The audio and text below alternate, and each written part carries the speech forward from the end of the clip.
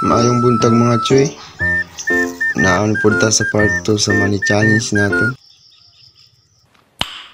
Nice. Gamay ra kay ni pero makatabang nini. Ug nag-eskwela pa ka mga choy. Man lang ni ang baon.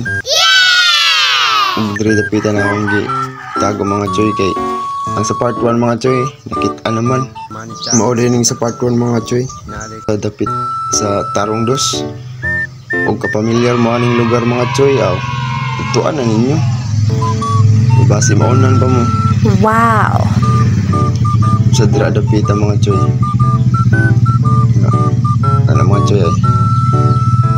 Muna dira dapitan mga choy.